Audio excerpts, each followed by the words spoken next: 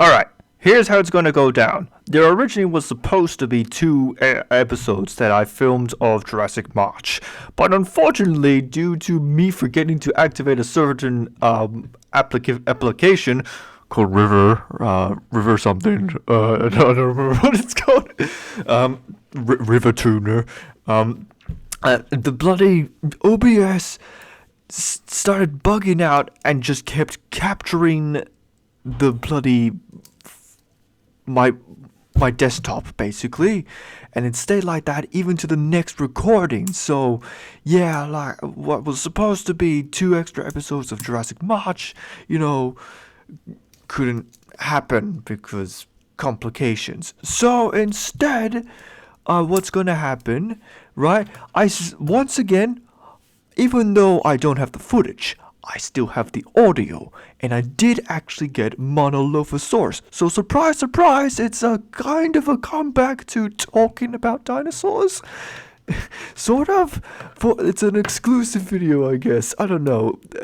But yeah, I have the audio for that video of me talking about the dinosaur, so I might as well just extract the audio from that video, put it here at least, so if anyone is interested about this specific dinosaur, you're here now, you're gonna watch and listen to me talk about this dinosaur. So yeah, here it is, here's me talking about Monolophosaurus.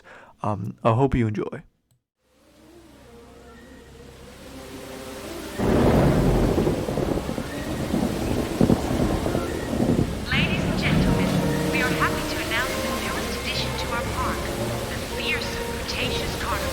Monolophosaurus. Alright. Okay. Alright, right off the bat, as per usual, this is one sick looking model. This actually looks really cool. They did it pretty well. And they made the arms propagated. How about that? So yeah, usually so carnivorous theropod dinosaurs and maybe some other dinosaurs. Probably ornithopods. Did ornithopods have pronated hands? They might have. I don't know, that's a thing no one really talks about, the arms of small ornithopods. But yeah, generally theropods have arms prognated, so what you would commonly see is like the hands are, like facing downwards to the belly. That's not possible. You would have to break its hand for it to do that. So generally, the majority of the time, or pretty much all of the time, almost all theropod dinosaurs have their hands facing kind of inwards, like as if, they're kind of gonna grasp you to a hug. Monolophosaurus is interesting.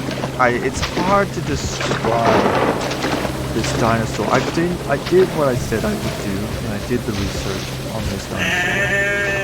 I hardly know what it is, even after reading all of that. So apparently, okay, so let's scratch down the two dinosaurs I figured it probably would have been related to. So Dilophosaurus, it's not related to Dilophosaurus. It's not a Dilophosaur at all. It's something else entirely. It's a basal dinosaur that started off the branch of Tutanarian dinosaurs, it's called, which are pretty much theropod dinosaurs, which have these more stiffer, higher grounds, more muscular tails, and that apparently includes pretty much almost the vast majority of theropod dinosaurs. So that taxonomy completely confuses me.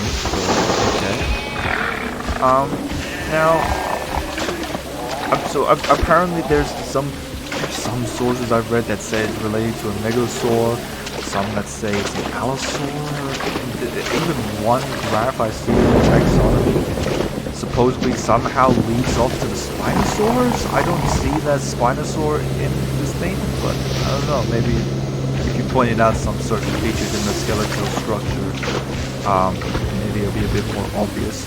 But yeah, like Monolophosaurus, the other contender dinosaur that I originally thought this dinosaur could have been related to was Guanmon, or the Proceratosaurus. Somehow, Monolophosaurus isn't. Or is it? I don't know. There's a source somewhere that said that maybe Guanlon was actually a juvenile version of Monolophosaurus, which would change everything we knew about T-Rex evolution, if that was the case. But I think someone disregarded that theory and said that that's not true, that this is something completely different. So the most distinguishable feature by far of Monolophosaurus is its crest. It's very, you can easily recognize it from the one single large crest that it has on its nozzle, on